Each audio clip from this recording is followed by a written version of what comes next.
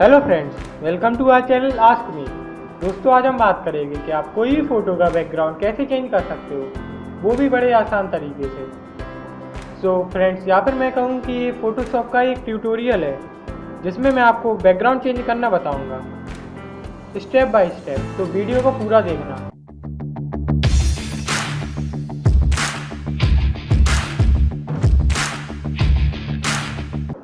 दोस्तों, सबसे पहले हम अपना फ़ोटोशॉप ओपन कर लेंगे। आपके पास ज़रूरी नहीं है फ़ोटोशॉप सीसी ही हो, आप कोई भी फ़ोटोशॉप का वर्जन यूज़ कर सकते हो। आपको वर्किंग सब में सेम ही है।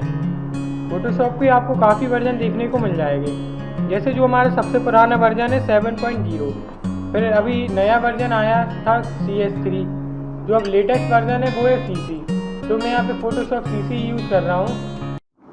फ्रेंड्स, अगर आप भी चाहते हो फ़ोटोशॉप CC 2020 जो लेटेस्ट वर्जन है उसे डाउनलोड करना, तो आप ये मेरी वीडियो ज़रूर देखें। मैं डिस्क्रिप्शन में भी लिंक दे दूँगा और आई बटन पे भी, ज़रूर देखना। आप चाहो तो आप कोई भी यूज़ कर सकते हो। तो यहाँ पे सिंपली हम फ़ोटो को ओपन करना होगा। आप Ctrl+O का भी यूज़ कर सकते हो या फिर फाइल में जाके आप ओपन कर सकते हो। यहाँ पे हम पिक्चर सेलेक्ट कर लेंगे जो पिक्चर हमें चाहिए। तो यहाँ पे आप कोई भी पिक्चर सेलेक्ट कर सकते हो जिसका आपको बैकग्राउंड चेंज करना है, और आप बहुत ही आसानी से बैकग्राउंड चेंज कर सकते हो। आप कोई भी पिक्चर ले सकते हो, जैसे मैं यहाँ पे ये ले लेता हूँ। अब आपको मैं बताऊँगा कि इसका बैकग्राउंड कैसे चेंज करना है। आप पूरी तरह देखिएगा वीडियो, आप वीडियो बिल्कुल स्किप मत कीजिएगा, वरना आप कुछ इंपॉर्टेंट पार्ट मिस कर देंगे। तो दोस्तों, बैकग्राउंड चेंज करने के लिए आपको काफ़ी टूल्स मिल जाएंगे। जो हमारा फ़ोटोशॉप 7.0 है, उसमें आपको मैजिक पेन टूल देखने को मिल जाएगा, जो आपका काफ़ी हेल्प कर सकता है अगर आप बिगिनर हो तो। और अभी तो फ़ोटोशॉप CC से वो टूल हटा दिया गया है, क्योंकि इसमें हम अपने अकॉर्डिंगली सिलेक्ट नहीं कर सकते थे, ये ऑटोमेटिक सिलेक्ट होता था उसमें एरिया। जो हमारा अगला टूल है वो है लेसो टूल। तो दोस्तों, लेसो टूल का भी आप काफ़ी यूज़ कर सकते हो। लेसो टूल आपको 3 टाइप्स के देखने को मिल जाएंगे। पहला आपका सिंपल लेसो टूल है, दूसरा पॉलीगोनल लेसो टूल है, और तीसरा मैग्नेटिक टूल है। तो यहाँ पे जब सिंपल हमारा पहला टूल है, तो उसमें काम करना थोड़ा ज़्यादा मुश्किल हो जाता है, क्योंकि इसमें हम सिंपली एरिया यहाँ से ऐसे हमें सिलेक्ट करना है। ये बहुत ही मुश्किल काम है, आप तो जानते ही होंगे। तो उसकी वजह से मैं इसको बिल्कुल रिकमेंड नहीं करूँगा। यहाँ पे हमारा ऐसे एरिया सिलेक्ट हो जाएगा। जो हमारा अगला टूल मिलता है वो हमारा पॉलीगोनल है। ये थोड़ा उससे काफ़ी हद तक अच्छा है। तो इसमें हमें बस सिंपल एरिया पे टैप करके इसको सिलेक्ट करना है कुछ इस प्रकार से, और जब हमारे ये सिलेक्ट हो जाए तो यहाँ पे हम उसी को वापस से मिला देंगे डबल टैप। तो ये काफ़ी अच्छा है। जो हमारा अगला है थोड़ा उसका और इम्प्रूव वर्जन है। इसमें आपको ऑटोमेटिकली शेप सिलेक्ट हो जाएगा, तो आपको ज़्यादा मेहनत करने की ज़रूरत नहीं है। यहाँ पे आप बड़ी आसानी से शेप को सिलेक्ट कर सकते हो। तो ये भी काफ़ी अच्छा है। पर मैं जो टूल आपको रिकमेंड करूँगा उसका नाम है पेन टूल। तो दोस्तों, ये मुझे काफ़ी अच्छा लगा। अब आप ये सोच रहे होंगे पेन टूल से बैकग्राउंड चेंज ये कैसे हो सकता है, तो मैं आपको बताऊंगा कैसे करना है। प्रोसीजर तो सारा सिमिलर ही है। आपको सबसे पहले आप अपनी जो इमेज है उसको जूम कर लें, जितना जूम हो सके उतना जूम। दोस्तों, मैं जूम करना इसलिए रिकमेंड करता हूँ कि अगर आपकी कोई छोटी मोटी मिस्टेक हो जाए तो आपका क्लियरली समझ में नहीं आएगा, क्योंकि मैं जानता हूँ आप लोगों में से कई लोग बिगिनर्स होंगे। यहाँ पे सिंपली हमें एरिया सिलेक्ट करना है, कितना कितना हमें चाहिए।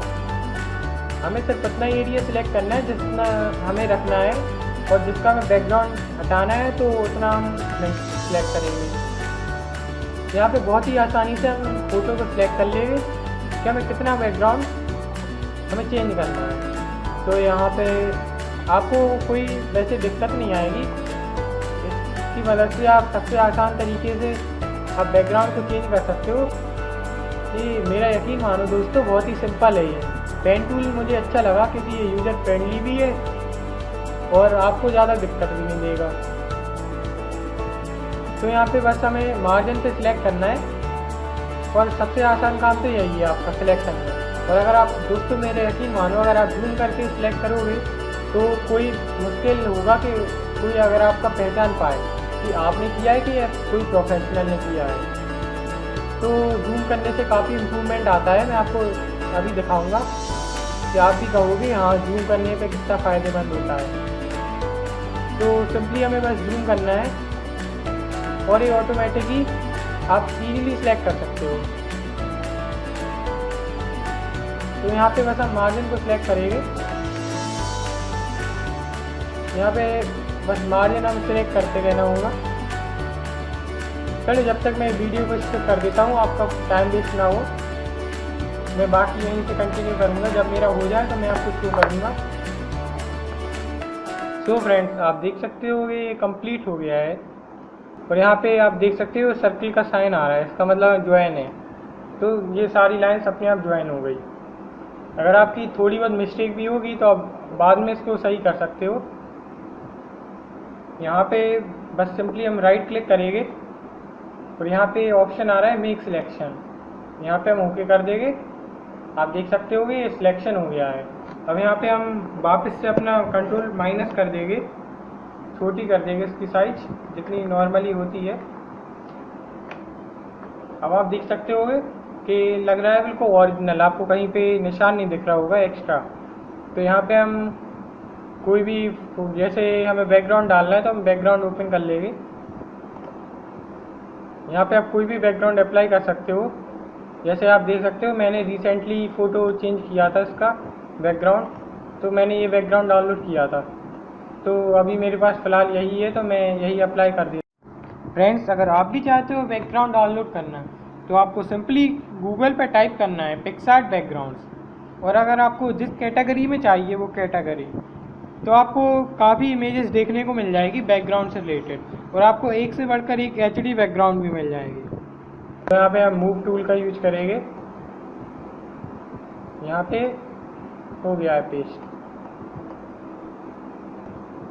अब यहाँ हम साइज बड़ा कर देंगे।